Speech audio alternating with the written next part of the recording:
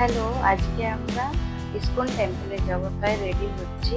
আমি আর আমার বাবু, আমার হাজব্যান্ড তো বাড়িতে নেই, আমি আমার দাদা আর মায়ের সাথে যাব। এই দেখো আমার বাবু, আমি এখন ওকে রেডি করব।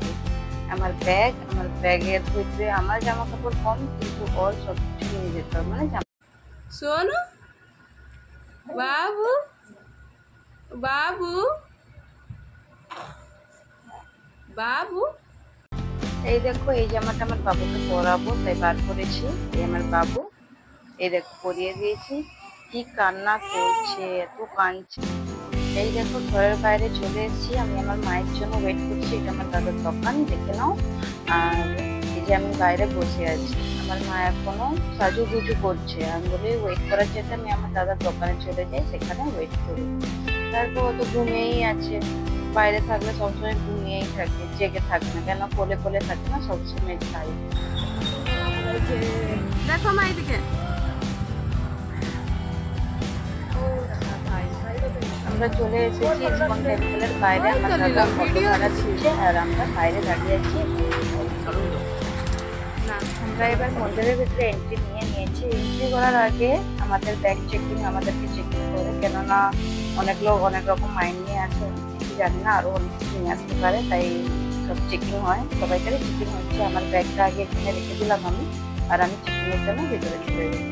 ভিতরে লেডিস আছে, সে আমার চেকিং করেছে। আমার চেকিং হয়ে গেছে। এবার আমরা জুতোটা খুলে সেখানে যাবো। সেখানে বলতে আমরা হাত পা ধুতে যাবো, যেন হাত পা ধুয়েই আসতে হয়, যেন অতটা যে আমরা এসছি গাড়িতে করে, তাই জন্য দোকান থেকে আসছি, তাই জন্য আমাদেরকে হাত পা ধুয়ে যেতে হয়।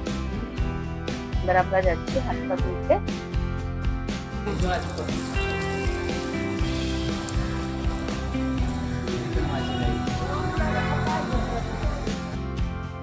আমি আমার বাবুর পুজো দিতে এসেছি, তাই আমি একটা থালা নিয়ে নিয়েছি, দুটো থালা কিনে নিয়েছি, 120 টাকা পড়েছে আমার। আর ওইটা নিয়ে এবার পুজো দিয়ে আসবো আমার বাবুর নামে। এবার চলে এসেছি ভিতরে, কিন্তু দরজা বন্ধ ছিল, বলছে 12:30টার সময় ওপেন হবে, তাই আমরা ওয়েট করতে ওই দিক।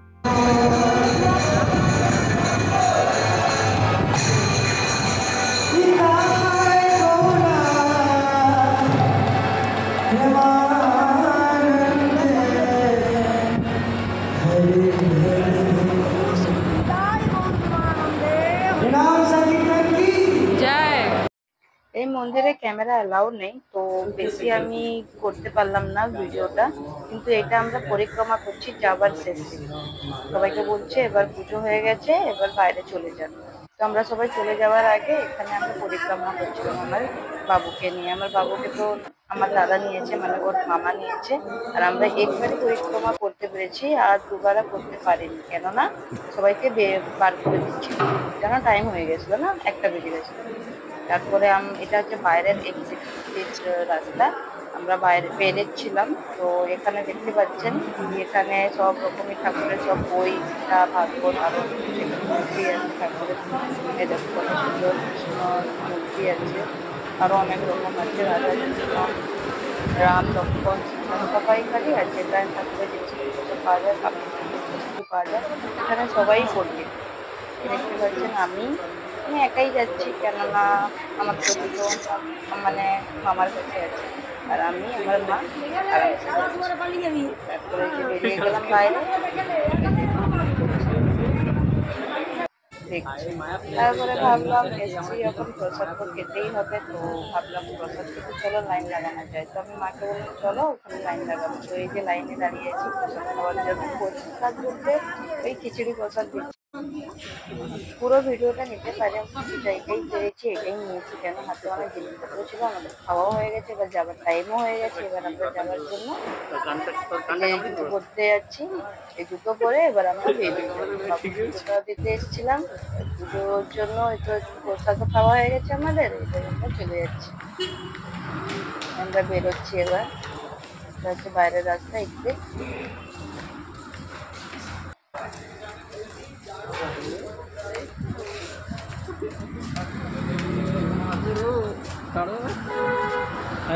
অটোটাই যাইতে গেল একদম মেছে না পাওয়া যাবে, সন্ধ্যা লাস্ট তাহলে মেছে না।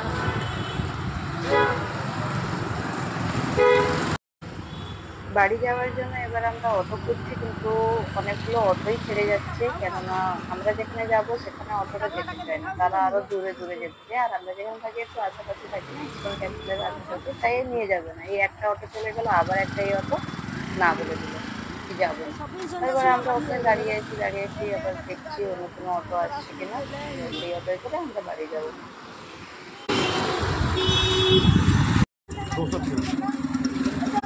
লাস্ট এই অটোটা পেয়েছি, এবার এই অটোয় করে আমরা বাড়ি চলে যাচ্ছি। ওখানে যারা নাস্তা করছে থাকতে রাধে রাধে সবাইকে। আর আমি এখনকার মতো তো চলে যাচ্ছি, কিন্তু আমার আর ভিডিওটাকে প্লিজ লাইক করবেন আর আমার চ্যানেলটাকে সাবস্ক্রাইব করবেন এন্ড আমাকে খুব সাপোর্ট করো, যাতে আমি আরো নতুন নতুন ভিডিও বানাতে পারি। আর দেখা হচ্ছে নেক্সট ব্লগে।